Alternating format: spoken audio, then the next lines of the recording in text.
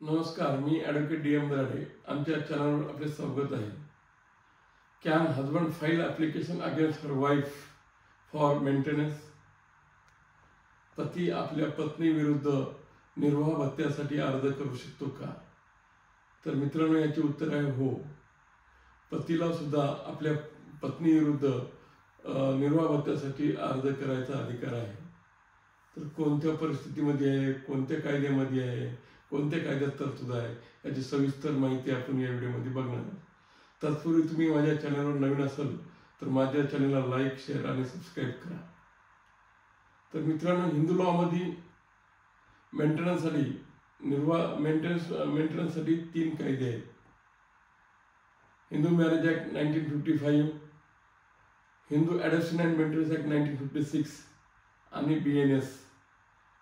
तर मित्रांनो, BNS मध्ये असं सांगितलेलं आहे की पती किंवा मुलं आपल्या वडिलांकडून, पत्नी आपल्या पतीकडून, आणि त्या पलीकडे जाऊन म्हणलं तर वरद आई वडील असतील ते आपल्या पाल्याकडून मेंटेनन्स मागू शकतात.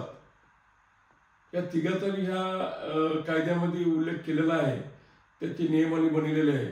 पण असा एकमेव असा कायदा आहे ज्या ठिकाणी पती आणि पत्नीच्याच मेंटेनन्स बद्दल बोललेला आहे, त्याच्यामध्ये दुसरं कोणत्याच मेंटेनन्स बद्दल बोललेलं नाही.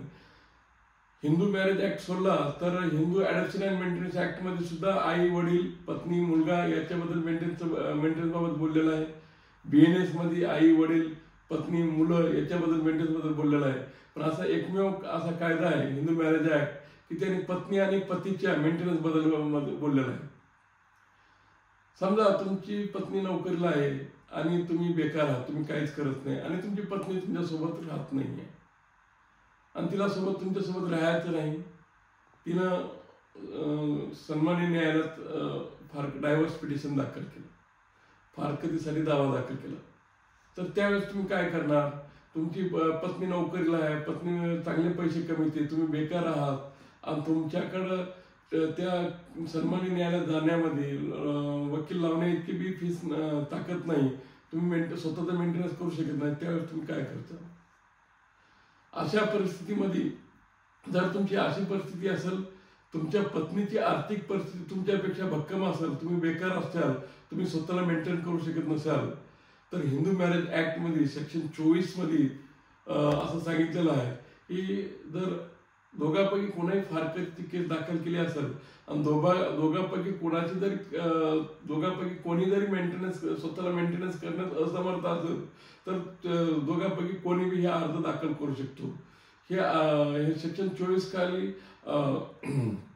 पेंडेंट लाईट म्हणलेलं आहे. पेंडेंट लाईट म्हणजे आपला फारकत डायव्हर्स पिटिशन चालू असतानाचा खर्च, त्याला इंटरिम मेंटेनन्स सुद्धा म्हणतात सेक्शन 24 खाली. तर त्यावेळेस समजा तुमच्या पत्नीची कमाई जास्त आहे, तुम्ही बेकार आहात, त्यावेळेस तुम्ही अर्ज करू शकता कोर्टामध्ये. त्याच्यामध्ये कोर्ट तुम्हाला तुमचा निर्वाह भत्ता, तुमच्या वकिलाची फीस आणि other expenses regarding the petition हे सगळे तुम्हाला खर्च सन्मान न्यायालय तुम्हाला देतं आणि तुम्हाला ते मागण्याचा अधिकार आहे. तर सेक्शन 25 काय सांगतं? सेक्शन 24 बद्दल बघलो, हिंदू मॅरेज ॲक्ट सेक्शन 24 मध्ये बघलो की नवऱ्याला सुद्धा मेंटेनन्स मागायला जमतं. हे सेक्शन 24 म्हणजे सेक्शन 25 मध्ये काय म्हणतं?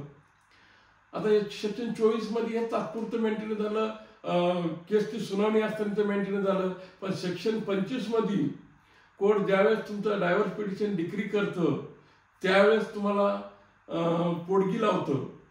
तुमच्या दोघांपैकी कुणाची ज्याची परिस्थिती चांगली असेल त्याला पोटगी लावतं. समजा तुमच्या पत्नीची परिस्थिती चांगली आहे आणि तुम्ही बेकार आहे, त्यावेळेस तुमचा इंटरव्ह्यूचा अर्ज राहतं, सेक्शन 24 खालचा अर्ज राहतं आणि त्यावेळेस कोर्ट काय करतं, ज्यावेळेस तुमचं डिग्री पास करतं त्यावेळेस पत्नीला सुद्धा कोर्ट आदेश करते की तुमच्या पतीला एवढा महिना मेंटेनन्स द्या किंवा एवढा महिना एकदम रक्कम द्या, या प्रकारे आदेश करतं. ते सेक्शन 25 खाली तुम्हाला मागण्याचा अधिकार आहे, कोर्टाला देण्याचा अधिकार आहे.